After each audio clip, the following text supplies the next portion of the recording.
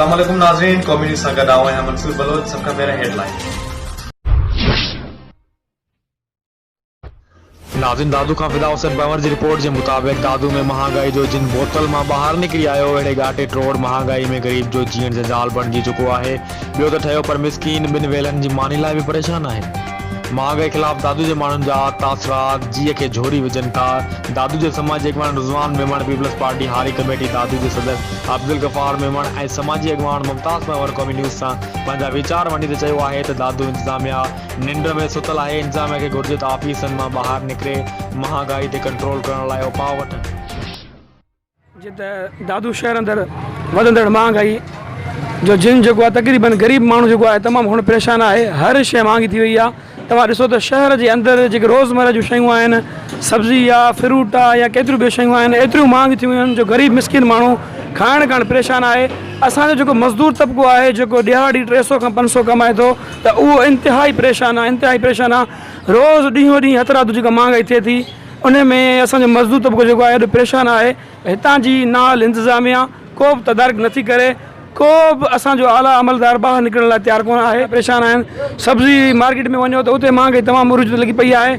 हर एक शइ महांगाई है पर हुकूमत असांजी को भी तदारक नथी करे। गरीब आवाम जो आहे वो पीड़जे पे तो, मज़दूर तबक़ो जो आहे वो तज़लील जो निशानो लगो पियो है और परेशान लगो पियो है। पर अफ़सोस है असांखे त असांजा चूंडियल नुमाइंदा या हितां जी इंतज़ामिया है, DCO है, AC साहब है, वो को भी तदारक नथा कनि, निकरण लाइ ॿाहिरि तैयार कोन्हनि का।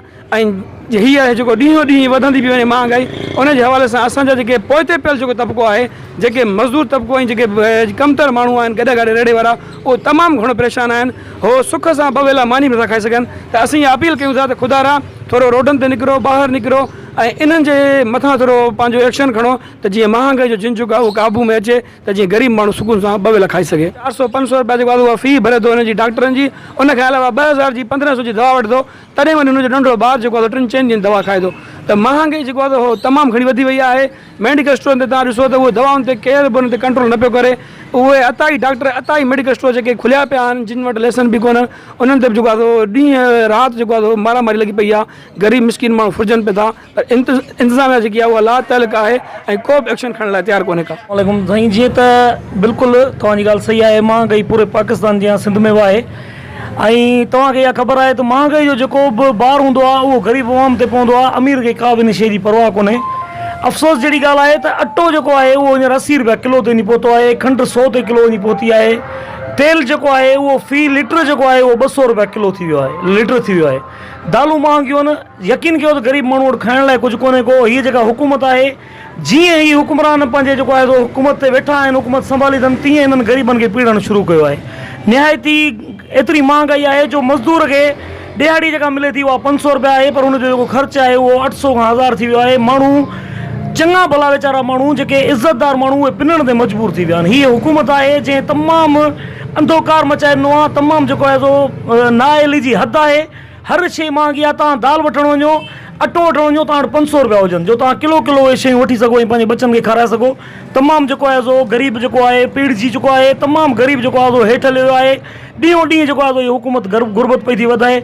असीं अपील था कयूं पंहिंजे वज़ीर आज़म खां, चीफ जस्टिस ऑफ पाकिस्तान खां त इन शइ ते नोटिस वठो। खुदारा ग़रीबनि जी मदद कयो। हर शइ महांगी। तव्हां सब्ज़ी वठणु वञो, तव्हां जेको आहे सो अटो वठणु वञो, ॿियो त ठहियो पर ग़रीब माण्हू हींअर फ्रूट खां त सिके थो। फ्रूट त सिर्फ़ु ॾिसी दिलि ख़ुशि कनि था माण्हू। केलो जेको आहे आम जेको केलो उनजो केले जो दर्जन 70 रुपया लॻो पियो आहे। सो हिन महिल ग़रीब माण्हू तमामु निहायती घणो परेशान आहे। असांजी वक़्त जी हुकूमत खां गुज़ारिश आहे, वज़ीर आला सिंध खां गुज़ारिश आहे त महिरबानी करे महांगाई ते कंट्रोल कयो वञे। दादू जे DC खां गुज़ारिश आहे त महिरबानी करे महांगाई ते कंट्रोल कयो। सभिनि खे रेट वधाए छॾियो अथनि, सफ़ा वधो, ॿारनि जा किताब वधाए छॾिया अथनि। छा हाल थी वियो असांजो? भाॼी जा रोकड़ वधाए छॾिया अथनि। भाॼी 100 रुपया किलो।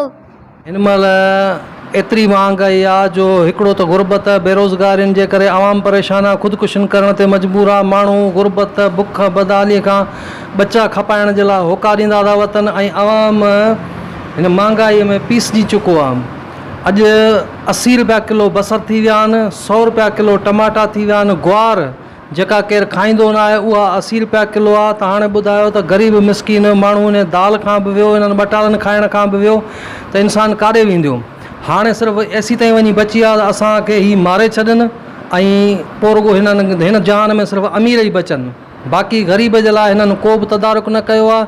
महांगाई जे मथां महांगायूं आहिनि, वापारी पंहिंजो अलॻि टैक्स रखनि था, त हुकूमत आवाम जो को बि ध्यानु नथी करे, न ई वरी उन्हनि जे मथां को कंट्रोल करे थी।